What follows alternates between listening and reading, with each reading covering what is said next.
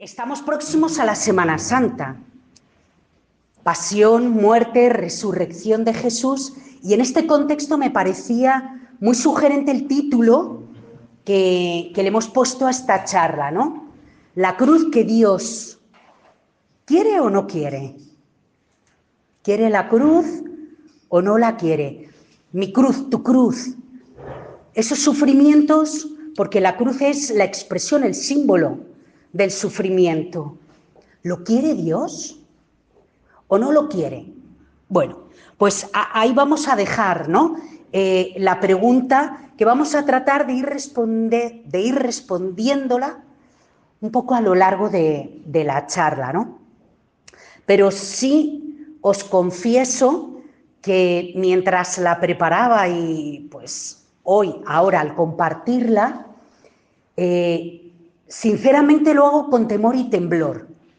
¿Por qué?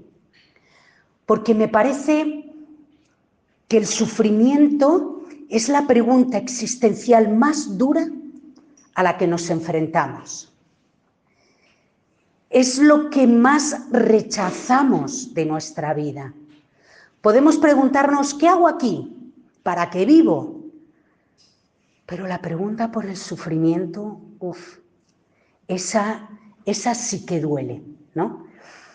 Y a la vez, porque yo pensaba, digo, hay tantas cruces como personas hay en el mundo. Hay tantos sufrimientos tan duros que entonces yo me sentía de verdad muy pequeña porque además, sinceramente os digo, llevo muchos días preparando y digo, es que hay tanto para decir y tan poco tiempo que voy a intentar cuidar el tiempo al máximo, pero digo, hay tanto, ¿no? Por eso, fijaros, preparando, y yo creo que a todos, ¿no? Se nos despiertan estas preguntas. ¿Por qué? ¿Por qué a mí? ¿Verdad? Ante el sufrimiento, ante la cruz, nos sale esta pregunta. ¿Por qué? ¿Qué sentido tiene? O sea, ¿por qué pasar por el sufrimiento? ¿No os habéis hecho nunca esta pregunta? ¿Verdad que sí? Incluso quizá la pregunta que para mí es una de las, no sé, pero pues iba a decir las más bonitas, ¿no? Pero en medio del dolor. O sea, ¿dónde estás, Señor? ¿Dónde está Dios en medio del sufrimiento? Y sobre todo la pregunta que nos trae, que es el título, ¿no? ¿Tú lo quieres, Señor?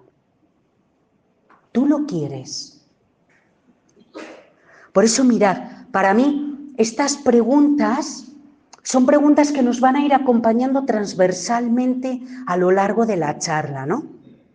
Pero sí que es verdad que quien más y mejor nos la puede responder estas preguntas es Jesús, es mirarle a Él, mirar la cruz, mirar al crucificado. ¿Y qué vemos? Vemos, cuando le miramos ahí, vemos dolor físico, ¿sí o no?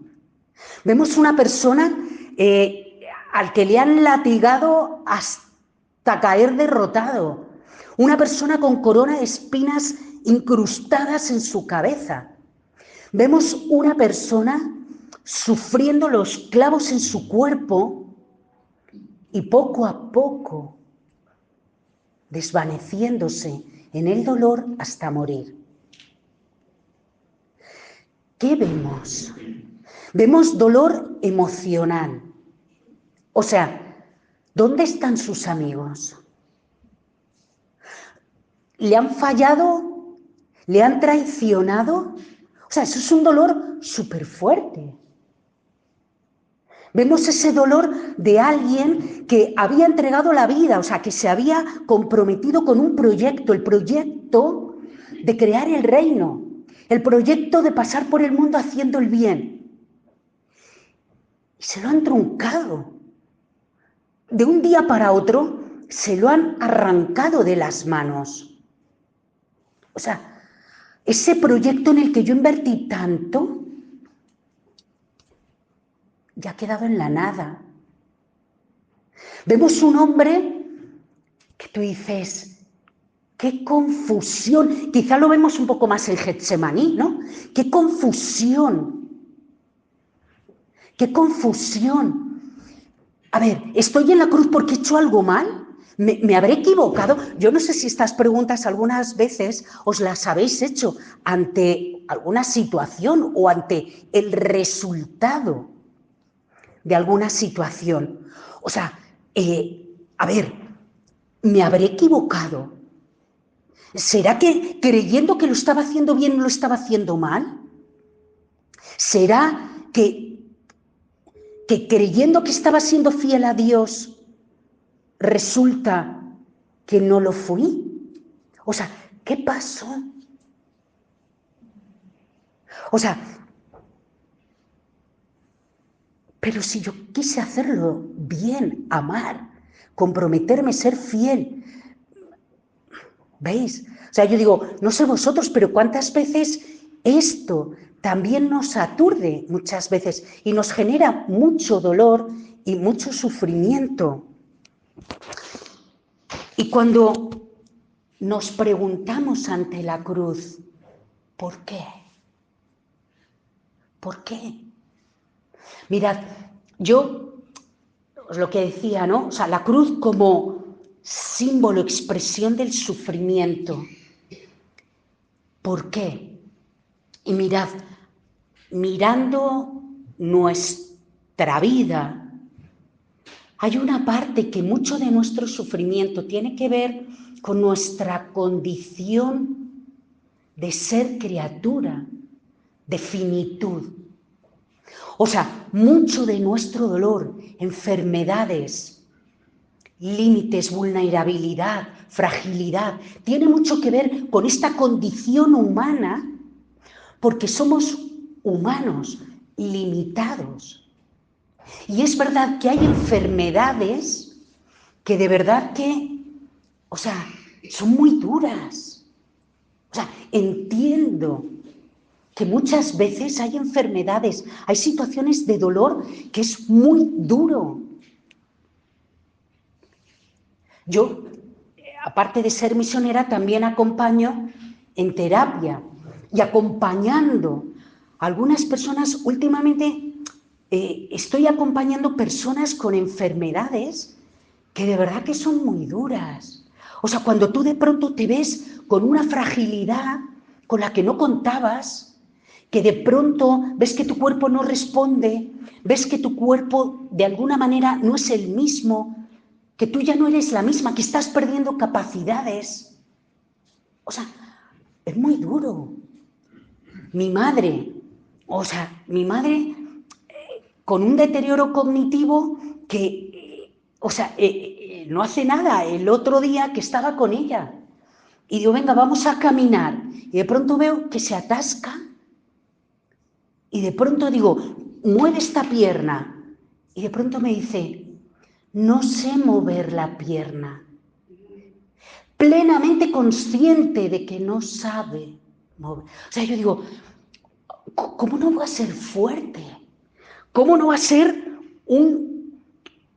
cómo no va a ser una situación que incluso, yo digo, como a Jesús en la cruz, cuando el dolor, el sufrimiento es tan fuerte, es normal que a veces opaque y no seamos capaces de ver más allá. Y es el grito de Jesús en la cruz, Dios mío, ¿por qué me has abandonado? Es la experiencia de que todo me abandona y que incluso es tan fuerte el dolor que no soy capaz de ver al otro. No soy capaz de ver, o sea, si está Dios conmigo.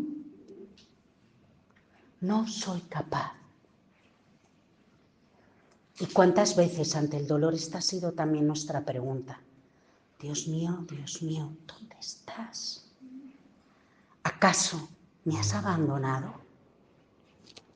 Y fijaros, yo pensando digo, a ver, es verdad, necesitamos aceptar esta condición física, humana, esta fragilidad y el límite, porque forma parte de nuestra vida.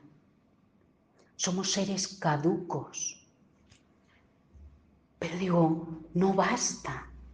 O sea, si pudiéramos descubrir que Dios no quiere este dolor que cargamos, que Dios no quiere que aguante este dolor.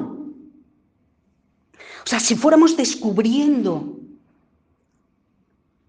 ese Dios que está ahí conmigo, sabedor de dolores, Él sabe lo que es pasar por esa cruz, sabe lo que es pasar por ese dolor. O sea, está contigo y comprende lo que tú estás pasando o lo que tú has pasado o lo que vamos a pasar. Lo comprende porque Él ha pasado. Él sabe lo que significa esto. Y no lo quiere. Y por eso, porque no lo quiere, descubrir cómo Dios interviene para cuidarme. O sea, a mí me encanta descubrir no solo los medios, las intervenciones de Dios. O sea, Dios interviene para sacar el mayor bien. La medicina, la ciencia, la investigación. O sea, personas, cuerdas de amor, lazos humanos que Dios ha puesto, médicos, personas que están a tu lado o que quieren estar a tu lado para acompañarte, para ayudarte en lo que necesites. Esos son los regalos de Dios, las intervenciones de Dios. No debemos quedarnos solo con la intervención, sino con quién es el que está detrás. Y entonces yo descubro que Dios está conmigo ahí, en mi dolor. Está. Y que no lo quiere para que aprenda. ¿Cuántas veces estas expresiones tan duras? No, a lo mejor para que aprenda a ser más humilde. Tú, padre, tú, madre, abuelo, abuela, tú tirarías a tu hijo a la carretera a ver si la atropella un coche para que aprenda a salir de esta dificultad. Solo pensarlo, me imagino que se te revuelven las entrañas. Pues si nosotros, siendo humanos, sabemos dar cosas buenas a los nuestros, ¿cuánto más Dios? Dios no quiere que aprendas a base de golpes. Somos hijos de esta cultura en la que la letra con sangre entra. Pues hala, venga, aprende a golpes. Ese no es Dios. Eso somos nosotros. Y nosotros hemos proyectado esto en Dios. Pero Dios no nos acompaña, no nos enseña, no nos cuida a base de golpes. Por eso, mirad, yo entiendo que hay cruces que no son fáciles de cargar. Por eso necesitamos descubrir esa presencia de Dios. ¿Qué quito esto? O sea, es ese Dios que quiere estar con nosotros, que no quiere nuestro dolor ni nuestro sacrificio. El profeta Oseas, Dios ya lo decía, 8 siglos antes de Cristo, Amor quiero y no sacrificios. Conocimiento de Dios y no holocaustos. No quiero que te inmoles sufriendo. Quiero que te cuides. Porque yo soy amor. O sea, este es nuestro Dios. Ahora, si seguimos viendo la cruz, ¿qué más vemos? Vemos que Jesús llega a la cruz por el pecado, por acción o por omisión, es decir, por ese mal uso de la libertad que Dios nos dio. Fue un riesgo. Yo digo que para Dios, que nada es imposible, perfectamente podía haber hecho lo que hubiera querido. pero se arriesgó a darnos la libertad. La mayor decisión de Dios fue no decidir jamás por nosotros. O sea, entonces, en la cruz, o Jesús crucificado, igual que muchas veces en nuestras cruces, Jesús crucificado es la consecuencia de malas decisiones de unos cuantos. Las autoridades religiosas de aquel tiempo querían quitárselo de encima. Hombre, es que si no perdemos privilegios, es que queremos defender estructuras caducas, como decía el Papa Francisco. Pero si ya están caducas, no, ahí, venga, nos fijamos. Judas, traicionándole, eligió 30 monedas a cambio de Jesús. O sea, por eso cuando nos preguntamos nosotros, a ver, ¿por qué el hambre? ¿Por qué la pobreza? ¿Por qué tantas injusticias en nuestro mundo? Son expresión de la cruz. ¿Por qué? Tú dices, avaricia, acumular riquezas, atesorar poder y utilizarlo como los poderosos quieran, aunque eso implique fastidiar o arruinarle la vida a unos cuantos. O sea, tú miras la cruz y dices, es el escándalo. Yo pensando estos días, digo, ¡qué escándalo! Gente que cobra salarios con no sé cuántos ceros, mientras hay gente que no tiene un pozo para beber agua potable, o que no tiene comida para llevarse una vez, ni siquiera una vez al día. Las colas del hambre. O sea, es un escándalo. 3, 4 poderosos que ahora están jugando a hundir barcos. Tú dices, ¿y los demás? A sufrir las consecuencias. Consecuencias que lógicamente ellos no sufren. Esto a gran escala, pero luego también a pequeña escala. Es que luego tenemos, o sea, en empresas, gente haciéndole la vida imposible a sus empleados. O sea, hay situaciones. Pensaba, yo digo, pero también nosotros. O sea, ¿cómo están nuestros armarios? Tenemos 20 trajes, 40 trajes. Y hoy leía, en este invierno han muerto casi 900 personas de frío. Pues hay decisiones que claro que influyen y claro que afectan. Pero no solo está la acción, también está la omisión, el silencio. Si es que todo esto lo vamos a ir orando y lo vamos a ir viendo a lo largo de la Semana Santa. O sea, un pueblo que cuando todo va bien y todo es fantástico, aclaman a Jesús, Domingo de Ramos. Pero cuando la situación se complica, todos callan. Ahí todos se desentienden, todos se borran, desaparecen del mapa. Claro, cuando todo es fácil, ahí estamos todos para cantar. Pero cuando hay dificultad, yo pensaba, en medio, me imaginaba la escena, yo os invito a imaginar la escena, a poner una imagen.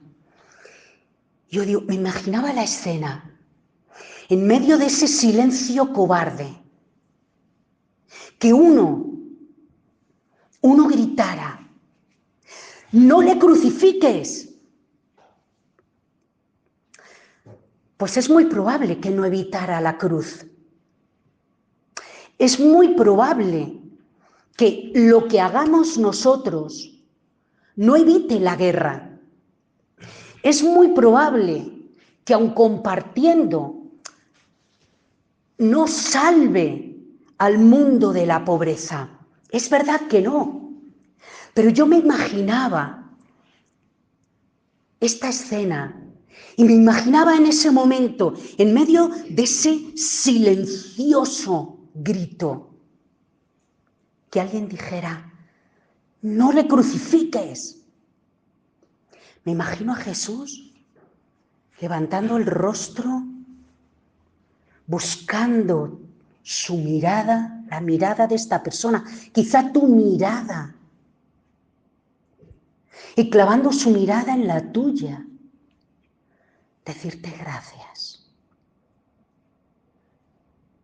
¿Cuántas veces nos escondemos detrás del, no, pero ¿y yo qué puedo hacer?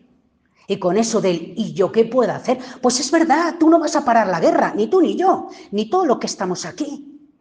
Pero ¿y si gritáramos?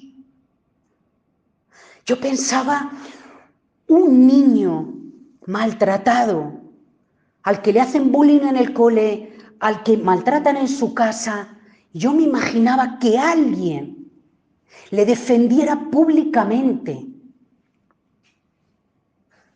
¿Sabes lo que significa eso para ese niño? Una mujer maltratada, que alguien gritara y levantara la voz, déjala en paz. O sea, efectivamente, tal vez no evitemos, pero tú sabes la fuerza que eso puede dar a las personas para seguir adelante y no hundirse.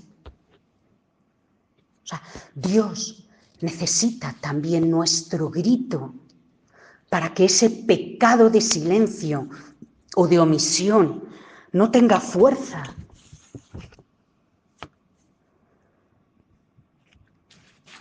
Quizá pensaba, ¿no? Es verdad, quizá es muy poco lo que podemos hacer. Pero me venía lo que Madre Teresa Calcuta decía. Es verdad que lo que tú puedes hacer en el mundo es una gota. Pero si esa gota falta, el océano ya no es lo mismo. Falta una gota, tu gota. A veces nos preguntamos, si Dios permite todo esto, no, Dios te ha hecho a ti y a mí. La solución está en nosotros. No podemos, lo que nosotros no hacemos, tirarle a Dios la responsabilidad. No va por ahí. Somos nosotros. Nos toca a nosotros. Él no es el Dios que permite quedándose de brazos cruzados. Te ha hecho a ti, te ha hecho a mí. Y nos ha dado voz y nos ha dado inteligencia. Pongamos esta gota en el océano de este mundo, pero no la retengamos, no la guardemos, porque siempre faltará esa gota.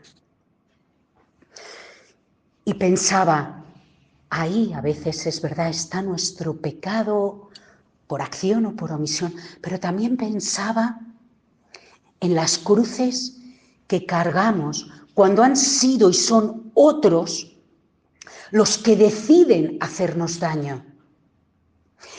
Ese sufrimiento que cargamos cuando son otros los que, por su maltrato, por su injusticia sobre nosotros, por sus silencios, por su desentenderse de nuestra vida, por sus traiciones, por sus mentiras, nos hacen y nos han hecho daño. Lo primero que me venía es, ojo, ojo, peligro. ¿Cuál es el peligro? Que a veces interpretamos esto que nos hacen como que son pruebas que Dios nos pone. ¿No? Esta frase de Dios aprieta, pero no ahoga. Y hace poco leía a un teólogo que decía, me parece fantástico que Dios no ahogue. Lo que no entiendo es por qué tiene que apretar. Y para mí era muy elocuente ese pensamiento, esa reflexión. Es verdad, ¿por qué decimos que son pruebas que Dios nos pone, sabiendo que nos prueba sin llegar más allá de nuestras propias fuerzas? Pero Dios no tiene necesidad de probarte ni de probarme. En el Evangelio de Juan, mire, yo conozco a quienes he elegido. Profeta Jeremías, a ver, te conozco desde antes de que nacieras. Nosotros probamos a otros porque desconfiamos, porque dudamos, porque sospechamos y les ponemos pruebas a ver por dónde van a salir. Pero Dios no necesita probarte, te conoce. Igual que conocía a Pedro, no necesita. Le voy a probar a ver cómo responde. Que no. ¿Por qué?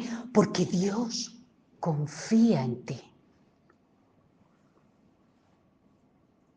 Dios confía. Te conoce y confía en ti. No duda de ti. Somos nosotros que dudamos de Él. Pero Él no duda de nosotros. Por eso, en estas situaciones donde somos nosotros los que estamos ahí, en esa cruz, por las injusticias y el daño de otros que nos hacen, ¿dónde estás, Señor?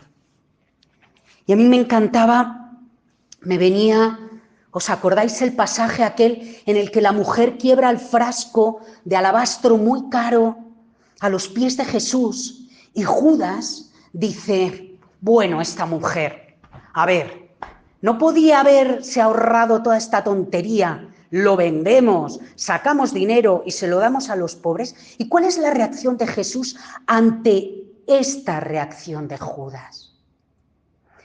Déjala en paz, dice el Evangelio. Cuando a nosotros nos hacen daño, hay un grito de Dios que nos defiende. Déjala en paz, no le hagas daño, que no te hagan más daño, porque yo no quiero ese dolor para ti. En el Antiguo Testamento otra cita que dice, te harán la guerra, mas no será de parte mía. O sea, es ese Dios que se pone de tu parte cuando alguien te hace daño. Está de tu lado. Por eso no te prueba. Y es que tener esta experiencia nos da una fuerza inmensa. Nos da una fuerza interior enorme, fuerza para poner límites. Límites que los he de poner yo. Fuerza para poder decir, así no me trates. Y sobre todo también para escuchar a esas personas que quieren ayudarte y que te dicen, aléjate de esta persona que te está haciendo tanto daño. O sea, en el fondo me siento acompañada y defendida de parte de Dios.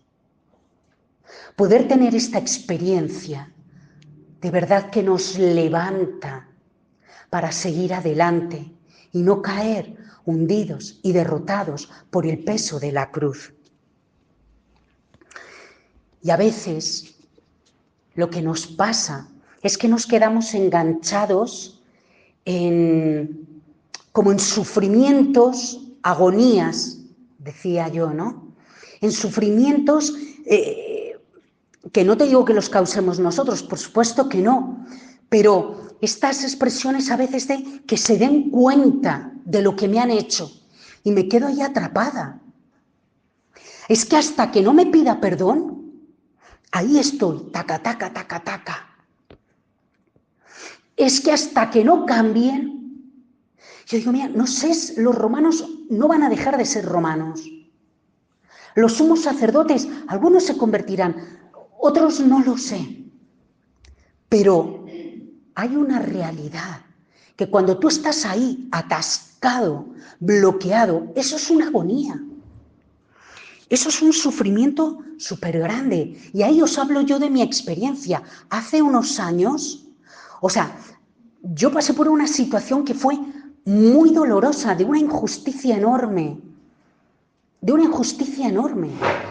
Con mentiras, con un poder, claro, que quien tenía el poder, pues lo aprovechó y lo utilizó. Porque si os dais cuenta, los que terminan crucificados siempre son los pobres. Los poderosos no. Dime tú si ahí está. No, son los pobres. Y estando ahí, ¿verdad? Yo vivía y seguía viviendo mi vida, mi misión, todo, pero había un sustrato por debajo que de vez en cuando resonaba. Es que se tienen que dar cuenta. Es que tienen que cambiar. Es que lo vean. Es que lo tienen que ver. Y así, internamente había una lucha interior fortísima. A veces también lucha exterior. Y me acuerdo que un día, haciendo oración, se lo iba diciendo a Dios. Le digo, Señor, es que no puedo más. Es que esto es una agonía, es que esto es horrible. Yo necesito vivir y me estoy muriendo, Señor.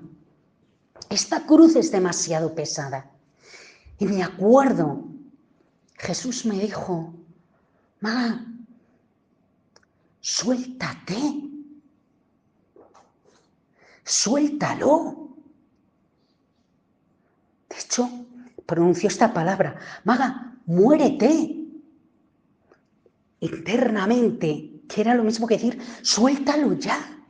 Porque si no, no puedo resucitarte. Y esta agonía se alarga. Y ya llevas mucho tiempo sufriendo demasiado.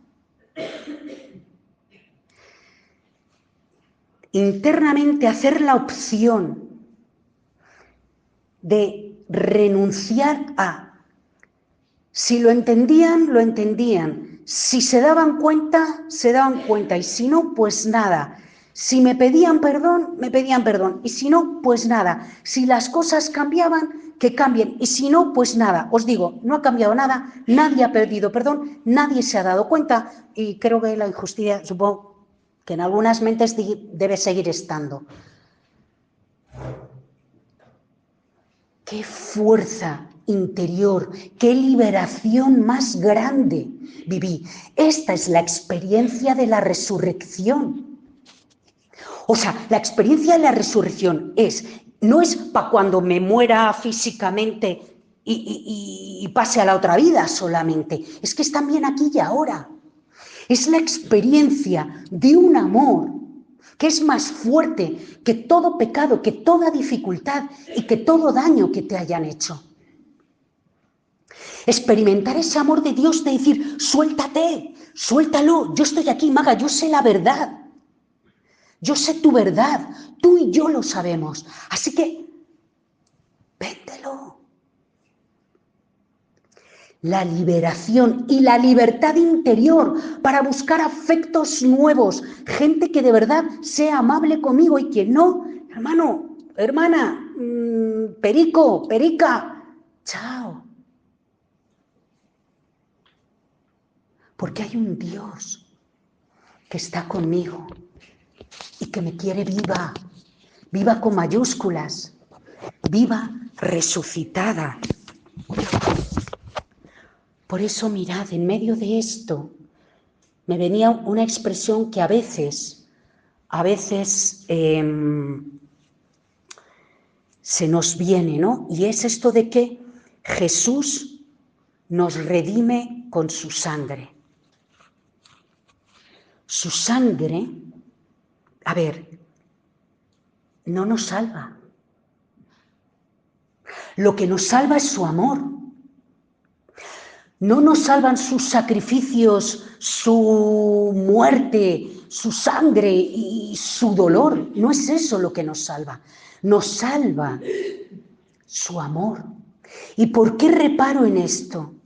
Porque de verdad que es un peligro. No vaya a ser que en situaciones así nos quedemos más en la agonía, en el dolor, en el sufrimiento, dándole más importancia a las renuncias, a las penitencias, a los sacrificios, más que al amor. La carta de Corintios, que todos conocemos.